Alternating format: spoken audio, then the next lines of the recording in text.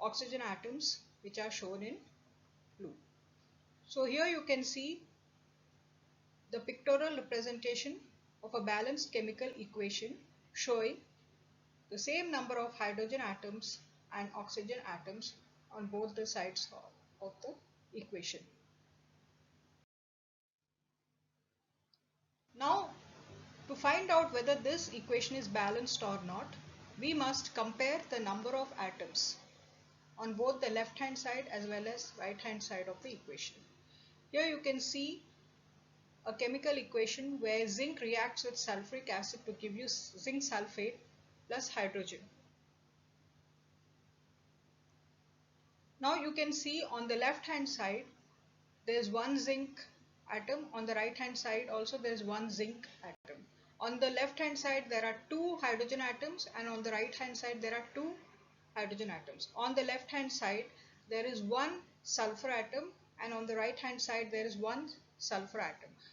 On the left hand side there are four oxygen atoms and on the right hand side there are four oxygen atoms. So this is a self-balanced equation and it is valid.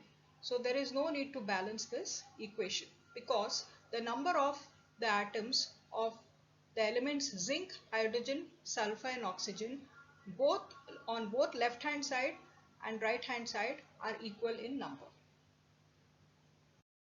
We are going to learn how to balance equations by using the trial and error method. First you must write the correct chemical equation by using the correct formula. Then you must draw boxes around each formula.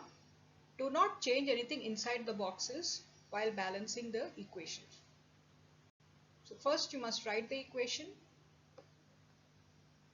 Then you must draw the boxes around each formula present in the chemical equation. Next step is to list the number of atoms of different elements present in this unbalanced equation.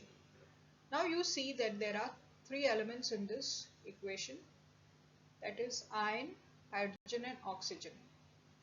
On the left hand side there is one atom of iron, on the right hand side there are three atoms of iron. On the left hand side there are two atoms of hydrogen and on the right hand side there are two atoms of hydrogen. And on the left hand side there is only one atom of oxygen, while on the right hand side there are four atoms of oxygen. So you can clearly see that this equation is not balanced and it's not valid. So we must balance it. So how do we balance it? Select the element which has maximum number of atoms first. There are four oxygen atoms on the right hand side and only one on the left hand side. So now what we can put coefficient 4 as 4H2O and not as H2O4 or H2O4.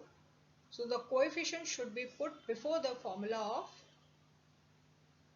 water,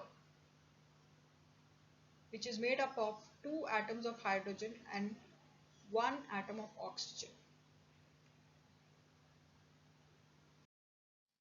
Now the equation is partly balanced. What you can see here is oxygen atoms are balanced because there are four oxygen atoms on the left hand side and there are four oxygen atoms on the right hand side. But iron and hydrogen atoms are still not balanced. So that's why this equation is called as a partially balanced equation. Now to balance hydrogen atoms, make the number of molecules of hydrogen as 4 on the right hand side. So you must add a coefficient of 4 just before the formula for hydrogen on the right hand side. So this way the hydrogen atoms are balanced here. On the left hand side there are 4 into 2, 8 hydrogen atoms. On the right hand side also there are 4 into 2, 8 hydrogen atoms. And on the left hand side there are 4 oxygen atoms and on the right hand side there are 4 oxygen atoms. But still this equation is not completely balanced, because on examining the equation we find that iron atoms are still not balanced.